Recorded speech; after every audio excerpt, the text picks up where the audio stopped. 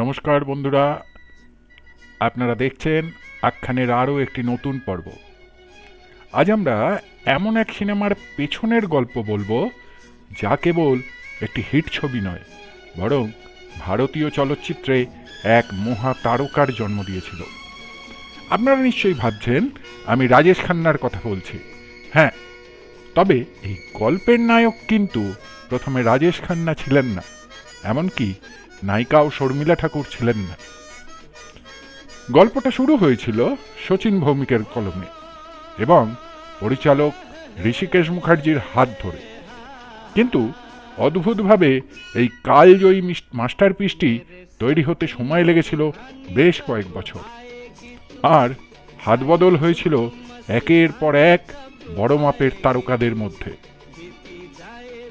কেন সুচিত্রা সেন বা নূতন এই ছবিতে অভিনয় করেননি, কিভাবে 1,00,000 টাকার চুক্তিতে শচীন দেব বর্মন পাল্টে দিলেন এই ছবির ভাগ্য, আজ আমরা আখ্যানের এই বিশেষ পর্বে আরাধনা সিনেমার প্রতিটি পরত খুলে দেখব। গল্পের শুরুটা হয়েছিল অনেক বছর আগে।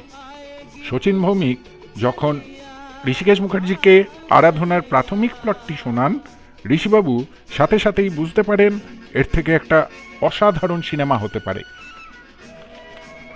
সেই সময় বোম্বের ফিল্ম ইন্ডাস্ট্রিতে সুচিত্রা সেনের এক বিশাল আধিপত্য। ঋষিবাবু চেয়েছিলেন এই কেন্দ্রীয় চরিত্রে সুচিত্রা সেন অভিনয় করুন। সুচিত্রা সেন বোম্বের ওয়ার্ডেন রোডের মফতলাল পার্কে থাকতেন। ঋষিকেশবাবুর নির্দেশে শচীন ভৌমিক তাকে গল্পটি শোনাতে যান। সুচিত্রা সেনেরও গল্পটি ভীষণ পছন্দ হয়েছিল, কিন্তু ভাগ্যের লিখন ছিল অন্য কিছু। দেবানন্দ ও সুচিত্রা সেন অভিনীত বোম্বাই কা বাবু মুক্তি পাওয়ার পর বক্স অফিসে আশানুরূপ ফল করতে পারেনি। এই ব্যর্থতা ঋষিকেশ মুখার্জিকে ভাবিয়ে তোলে। তিনি সিদ্ধান্ত নেন সুচিত্রা সেনকে নিয়ে এই ঝুঁকি আর নেবেন না। এভাবেই প্রথম বড় সুযোগটি হাতছাড়া হলো। ঋষিবাবু এরপর গেলেন সেই সময়ের আর এক দক্ষ অভিনেত্রী নূতনজির কাছে। নূতনজিকে যখন গল্প শোনানো হলো, তিনি ভীষণ উৎসাহিত হয়ে পড়েন। মনে হয়েছিল এবার হয়তো কাজ শুরু হবে, কিন্তু বিধি বাম, কিছু আর্থিক জটিলতা এবং পারিশ্রমিক নিয়ে সমস্যার কারণে নূতনজির সাথেও ছবিটি করা সম্ভব হলো না। পরিচালক এরপর তাঁর শেষ ভরসা হিসেবে পাঠালেন মালা সিনহার কাছে। গল্প শুনে মালা সিনহাও রাজি হয়েছিলেন, কিন্তু অদ্ভুতভাবে নানা অজুহাতে তার সাথেও কাজটি আর এগোয়নি। বছরের পর বছর কেটে যাচ্ছিল, কিন্তু এই বিশেষ গল্পটি যেন আলোর মুখ দেখতে পাচ্ছিল না।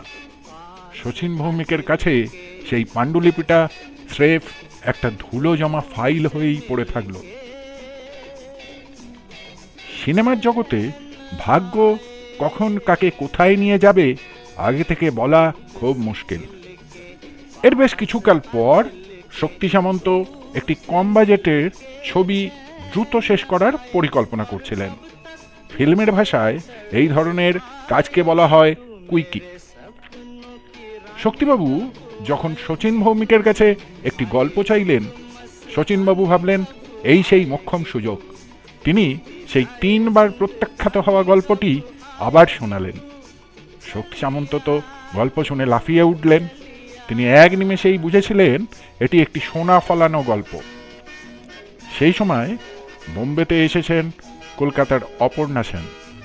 তাজমহল হোটেলে তাকে যখন এই গল্প শোনানো হলো, তিনিও খুব খুশি হলেন, কিন্তু আবারও সেই পুরনো বাধা, পারিশ্রমিক নিয়ে ঝগড়া। অপর্ণা সেনও ছবিটি করতে রাজি হলেন না। অবশেষে শচীন ভৌমিক পরামর্শ দিলেন তার ঘনিষ্ঠ বন্ধু শর্মিলা ঠাকুর, রিঙ্কুকে নেওয়ার জন্য। শর্মিলা ঠাকুর গল্পটি শুনে এক কথায় রাজি হয়ে যান, আর এভাবেই শুরু হয় আরাধনার আসল যাত্রা। ছবি তো তৈরি হবে, কিন্তু গান ছাড়া এই গল্প তো পূর্ণতা পাবে না। শক্তি সামন্ত আর শচীন ভৌমিক পৌঁছলেন লিঙ্কিং রোডের শচীন দেব বর্মনের বাড়ি দ্য জেটে। এখানে একটি মজার আলাপচারিতা হয়েছিল।